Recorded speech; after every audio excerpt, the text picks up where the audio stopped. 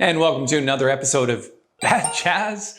My name is Tobey from Jazzmentl.com. This is the show where jazz pianists and other musicians submit their recordings to me, and I give them some constructive feedback and some ideas on how they can improve not just those performances, but also their jazz playing in general. So today we have a submission from a gentleman named Nhat Nguyen from Ho Chi Minh City in Vietnam. Yes, there are obviously jazz pianists all over the world.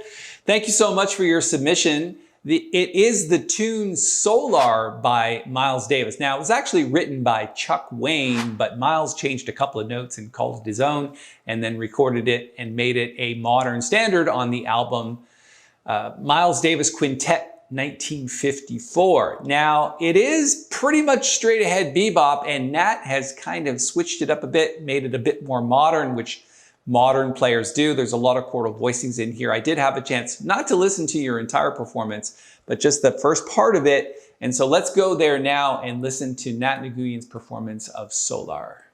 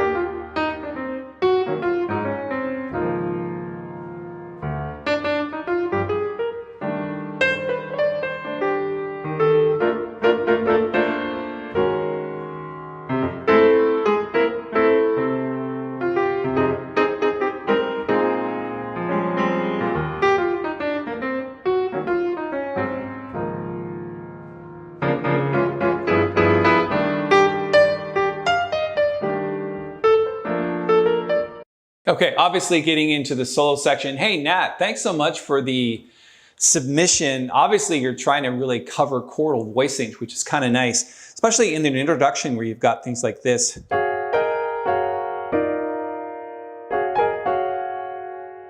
I don't know, something like that you did.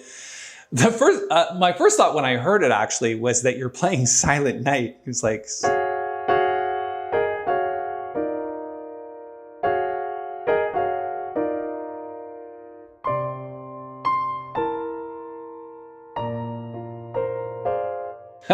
So you got to be careful sometimes when you're doing an introduction that people don't get the wrong idea. One of the things that I would not do is a rubato intro for this. Now, even though it was a nice sort of creative thing, I really think you should combine the last two bars or the last few bars that you did before you got into the head in time with the quartal voicing. So you did something like this.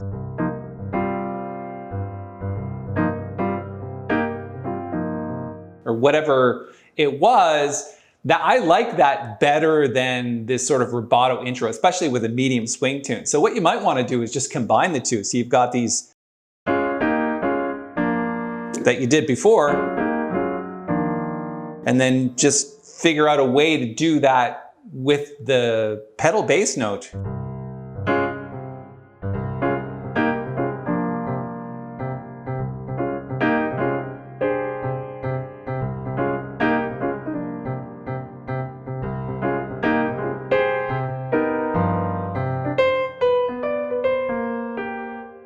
Okay, so just set it up properly, make it in time, and then when we get into the tune, people will recognize it. That's the other thing I wanted to state is when you're playing a tune like this, please cover the melody as written, especially when you're going to play it with other players, because you kind of all want to sound the same. And you kind of did that, but then there was some really sort of, and I hesitate to use the word hokey, but that's really the word I'm looking for. It's like you've got this thing where you're doing this, and then you do this. It's just so backwards.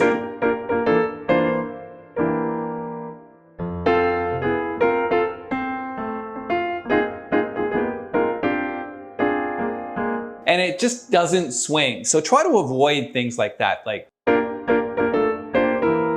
you know, I would say do more like a line cliche.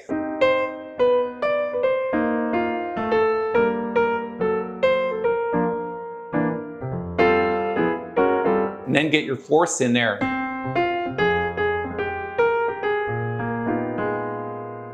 Actually, let me hop over to the grand piano for a second and let me sort of give you another sense of it. Okay, Nhat, so what I'm talking about with the introduction is just trying to figure out a way to use your great quartal voicings with some kind of pedal bass note.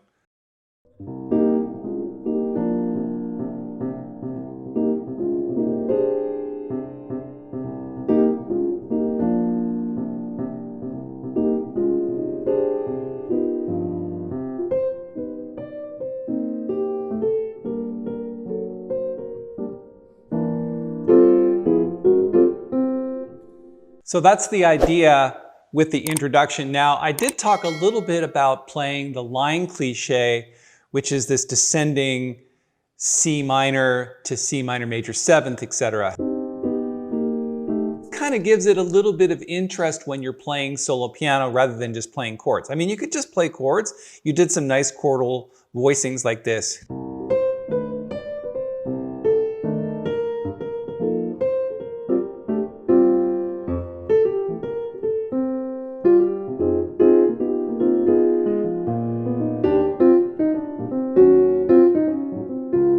But when you go into those line cliches, it gives it a little more sort of harmonic interest.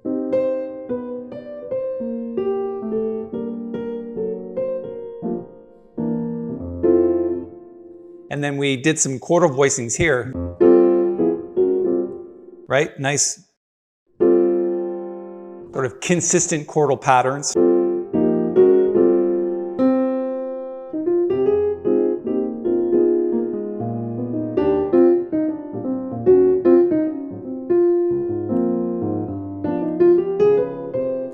So always just trying to swing with your playing. Never sort of thinking that swing is the least important thing when it's absolutely the most important thing. Now, let's go back to the keyboard and listen to Nhat's solo. All right, we're back here at the keyboard. Let's continue with Nhat Nguyen's performance. I think we're getting into the solo section now. Let's have a listen.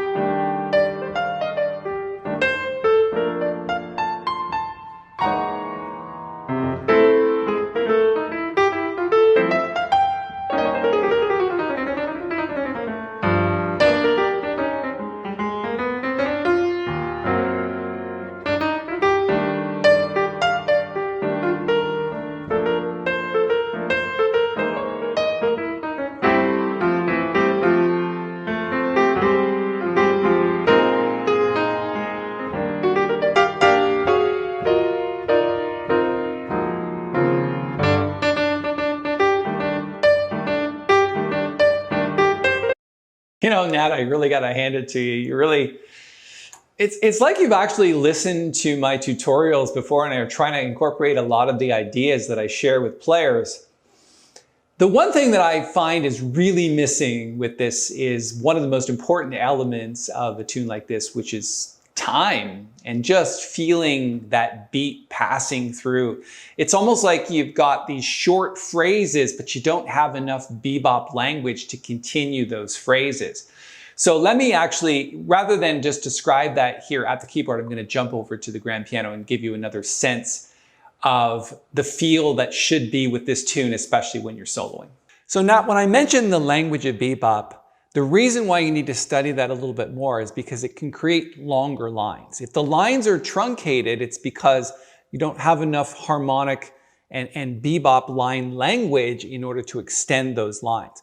So one of the things you might want to try and do just as a practice session is try to play a little bit slower and just use eighth notes consistently, maybe up and down scales, and maybe a little bit of bebop language here and there, but just trying to keep the line going as long as possible. So just something, maybe just a practice session like this.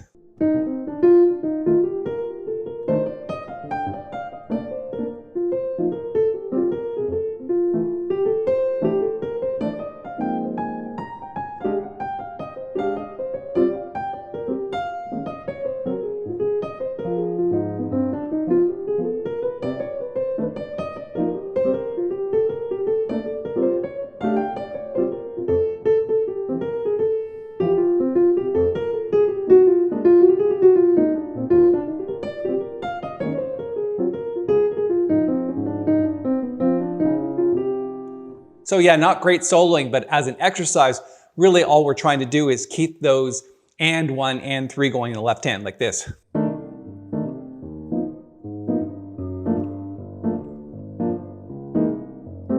Right, trying to do that as much as possible just with the left hand, and then soloing with eighth notes in the right hand.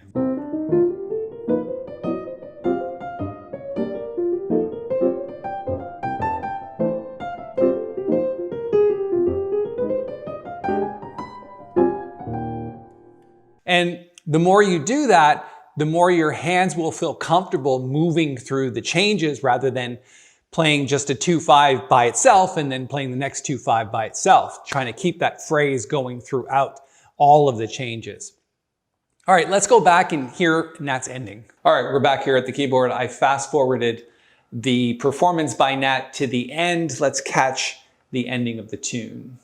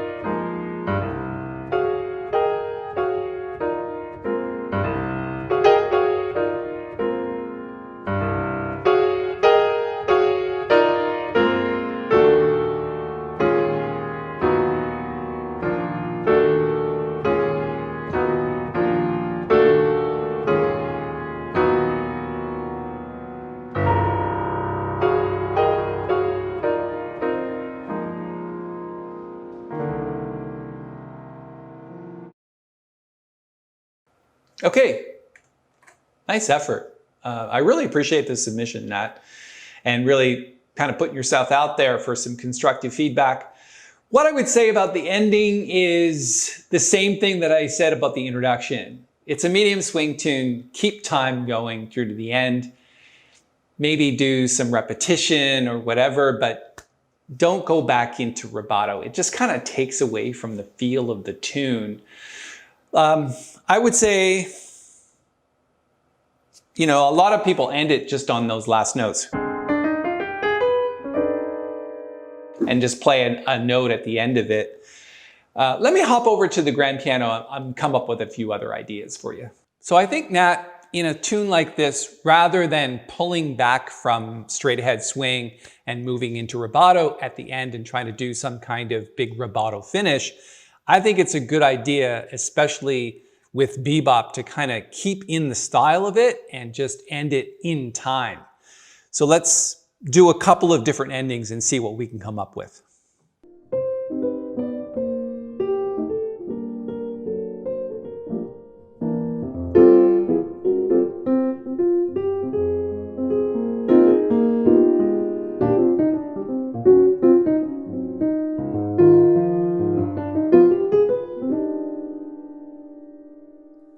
So there's a situation where we just took the melody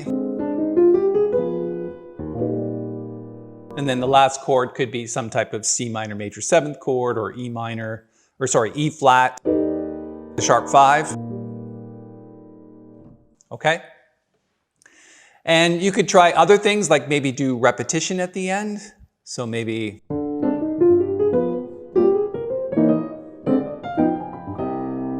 you know, just kind of repeating the line and going through different chords. You could also try something like this.